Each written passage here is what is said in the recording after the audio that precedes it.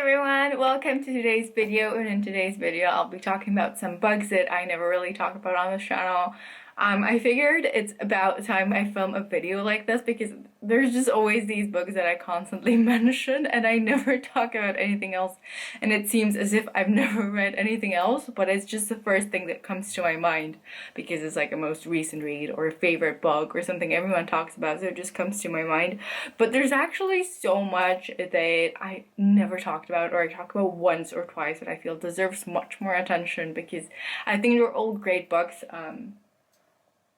Actually no, but they're all interesting and special to me in some way or another. So without further ado, let's just get right into this video, and I feel like this should be a part 1, part 2, because if I were to mention all the books that I feel like should be in this video, that would just go on forever. I really hope this doesn't come out a very super long, but we're just gonna see. I'm gonna do my best. I probably won't remember the plot of at least half of these books, which I'm sorry for in advance. It's really late, I'm really tired, but I really wanted to film this, which is a really bad excuse because I wouldn't remember anyway. So let's just dive right into this hopefully very fun video. The first book I want to talk about is something that I honestly feel like I should mention in every single video because of how special of a place it holds in my heart, but I actually never do. I don't know why. I never talk about it because I feel like it's just so obvious that I love it so much, and that is Percy Jackson and the Heroes of Olympus. The gods... I forgot the title. Okay, but the Percy Jackson series by Rick Riordan, and generally all of his series, like The Heroes of Olympus, Magnus Chase, The Kane Chronicles. I don't want to be taking them out at all. I mean, I'm pretty sure you're familiarized with the covers and the concepts, and generally, I mean, Rick Riordan is kind of like a go-to author for most people, or for many people at least. So yeah, I really love Percy Jackson. I've loved it so much for the last years. I remember I wasn't really a fan of the first 2 books of this series. I was just getting started with the whole Rick Riordan thing, but then I just fell so in love with this world and with the characters and with the way Rick Riordan crafts his worlds and plots, and it's just so much fun. It's so entertaining, and it's just to fall in love with immediately, and you just get so obsessed with the stories and with the books and so involved with them, especially since there are so many. It's just such a crazy adventure, such a crazy ride. You never want to stop reading it, and it is so amazing. I really have been wanting to reread these books, but I have so many books I want to reread, but then so many that I still want to read for the first time. It's hard to combine the two and balance them, but really this book, this series and all his other series have such a special place in my heart and have helped me through troubling times in my life, so I just love them so much. Next up on this list is a book that I honestly can't tell you what it's about, and that is Snow Like Ashes by Sarah Rosh. Now, I read this, I remember when Haley in Bookland back in like 2016 or something really was obsessed with this whole trilogy, and I heard so much about it and the concept sounded something like straight up my alley, so I just thought, okay, I'll give it a go. And I remember being so disappointed by the characters. They seemed all very flat to me, and the plot didn't seem entertaining, or I just didn't get sucked into the world, which I was hoping would be the case, but I felt really bored and tired of this book. I still keep it though because of the fun memories I have associated with reading it. I know it's sort of set in a world that is divided into 4 seasons, like 4 lands according to the different seasons, like summer, winter, spring, autumn, and there's this character and there's this other character. So the kingdom of winter has been conquered some time ago, and now there's like 8 survivors, and they're trying to bring the magic back into the kingdom of winter. So there's a girl who decides to go after this locket that can bring back the magic to the kingdom of winter. There's also a guy that she's fallen in love with who's also her best friend. What a new innovative idea, and basically yeah, that's that. She just tries to find the locket, and I don't know, I just don't like it very much, but yeah, it's here because I never talk about it. I don't think I ever mentioned it in my videos ever, not even a single time, so here we are talking about it. Next up is 3 books by Victoria Scott. I feel like I talked about them once maybe, but I never really emphasized how important they are to me, I think. So that is Fire and Blood and Salt and Stone, which is part of the, well, not part of the, it's the duology. Fire and Flood, they were supposed to be book 3, and I'm so devastated and have been devastated for years that book 3 doesn't seem to be coming out anytime soon because, well, the publisher just decided it's not worth it, which I'm screaming about every day. But anyway, these 2 books are sort of the things that got me into reading. I mean, I did enjoy reading a lot by the time I got into them, but I got just so engaged with the characters, with the plot. I vividly remember like loving it so much. They're so near and dear to my heart that I'm scared of rereading them because I'm scared of falling out of love with them. But I think the concept will still sort of, I'll still sort of like it, I think. So basically, this book is set in, I don't know what world, like present, future, I guess. It's a dystopian. There's a sort of competition slash race, and if you win that race through 4 ecosystems where you have to survive these ecosystems, you will win a cure for someone who you really care about who's sick, and without that cure, that person will die. But am I making even any sense? I don't know.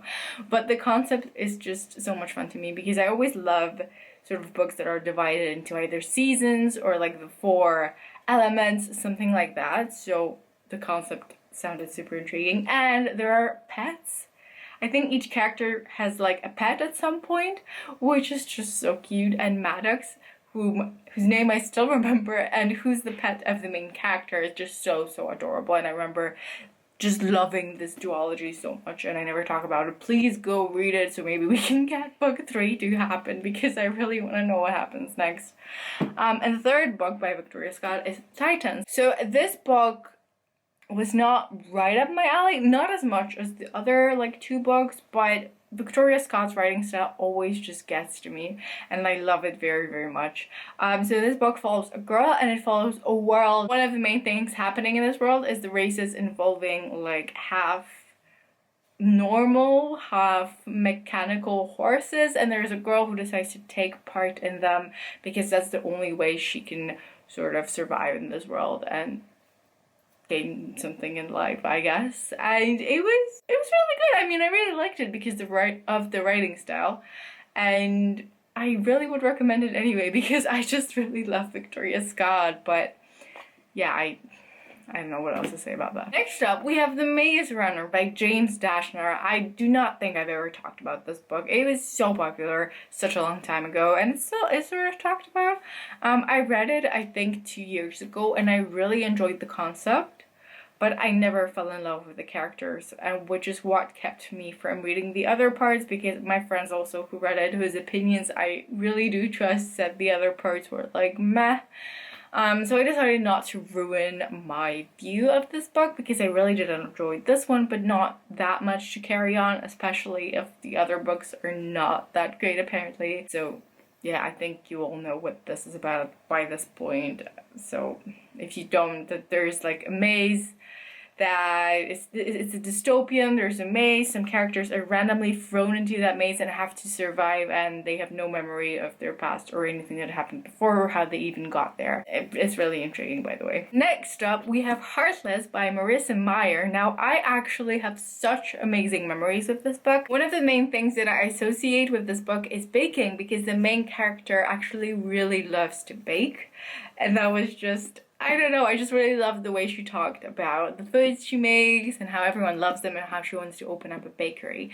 And basically, this is like a prologue to Alice in Wonderland as to how the Queen of Hearts became the Queen of Hearts, her backstory, her life in Wonderland.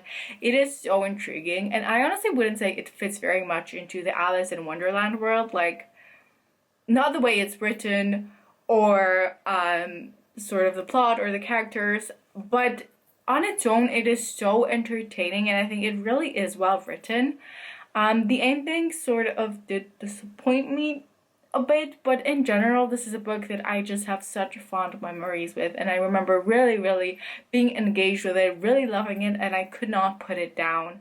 So it was just so good, and I'm so sorry that I never talk about it, because I really do recommend it as a really, I don't want to say fast-paced, but it was really engaging novel. Next up is A Walk on Earth, A Stranger by Ray Carson. This used to be one of my favorite series of all time, but book 3 never got published in Polish, and as I said, I don't like switching languages when I'm reading a series. It just gets really confusing for my brain somehow, I don't know, but I really loved this duology. Can I call it a duology, because in Polish it never became a trilogy? Basically, this follows a girl who is able to sense gold, and this is set in a period of time, like, I don't know what's the period, how is it called, like the gold period in the United States, when everyone was obsessed with gold and was traveling, like, to become rich, blah blah blah. So basically her power is a pretty dangerous thing once it's found out about. So basically the world in which she has been living so far gets crashed, and she has to travel to California in order to gain some control over her life, maybe just start over.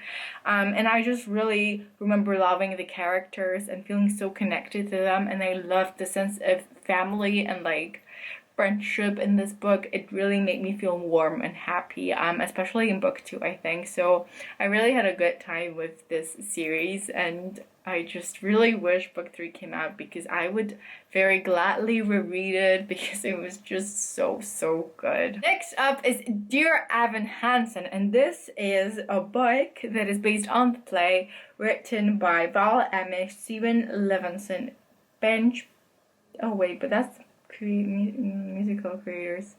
I guess just Val who wrote this. I don't know, is that bad that I don't know. Anyway, I feel like we're kind of familiarized with what the musical is about. Basically, the book is about the same thing. It's written on the basis of the musical. There's a boy who goes to school. He's depressed. He's not in a very good position in his family. And there's a guy who kills himself at the school, commits suicide. And then, well, things start going a bit wrong. The problem is that at the moment that the boy committed suicide, he had a note with himself that was directed to Evan Hansen, who is the main character in this story. So everyone starts thinking that Evan is the only close friend of that boy, because he didn't really have any close friends. And then things start going really wrong, because for the first time Evan feels like he belongs somewhere, and this is something he's been longing for such a long time. So he starts lying a bit, doing some bad stuff, and it just starts escalating into a really big mess. But I just really love this book, and I've heard very mixed reviews of this book. Like, most people just didn't enjoy it because they say it's not as good as a musical, and it's just not that good. But I actually really enjoyed it. I was really engaged in the story, and I felt very connected to the characters, and then I fell in love with the music from this musical connected to this book. So I think it was a really good read in general, sort of eye-opening, and just good to read about. It's a good perspective, and yeah, just very complicated and very interesting. So next up is nonfiction. Who would have thought that would appear here? And it's Born a Crime by Trevor Noah, which I don't know if I ever talked about, but I read this book a year or 2 years ago, and I think this is my favorite non-fiction book of all time. It was so hilarious and so heartbreaking and so heartwarming at the same time. Trevor Noah has such an incredible way with words. It's crazy. It's really crazy, and I learned so much. So this book is set mostly in apartheid and what was going on during that period of time in South Africa, like how his family dealt with it. He was sort of an illegal son, because in that time interracial marriages and children from these marriages were illegal. So he had trouble belonging anywhere. And this book sort of follows his life as he grows up and as he joins weird social groups, as he's trying to find himself, and it follows him into his adult life. It's so fascinating and so eye-opening. And just, I couldn't get enough of his writing style, the way he talks about all of this with humor, with passion, and with so much wisdom. It was just so good, and I would really recommend this to anyone who's a bit stubborn about getting into nonfiction or doesn't know where to start, this is just perfect. Next and last on this list is Thug by A.G. Thomas. This is a book that I read also a few years ago, maybe 2 years ago, that will stick with me forever, I hope, because it was so well written. Like, wow, can we just take a moment to appreciate how brilliant this book is?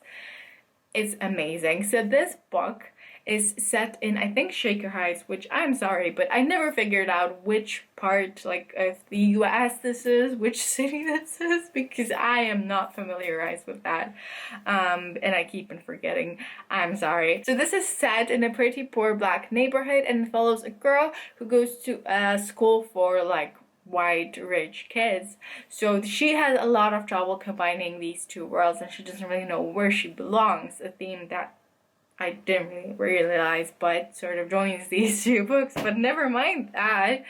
And everything starts to fall apart, or does fall apart, when her best friend is shot in front of her eyes by a white policeman. And the only person who can tell of the events that actually happened that night is Star, the main character, but she is so traumatized and she doesn't know if she should speak up, because if she does, her life might be put in danger.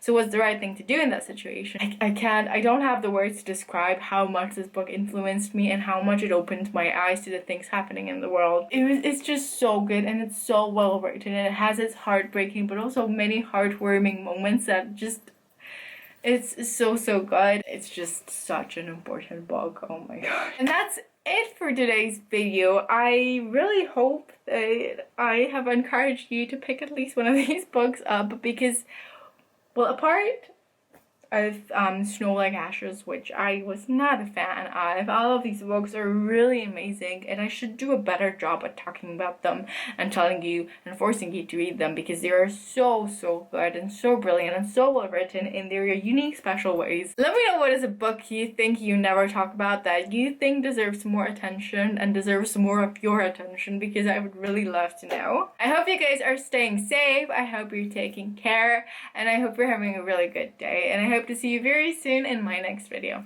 Bye!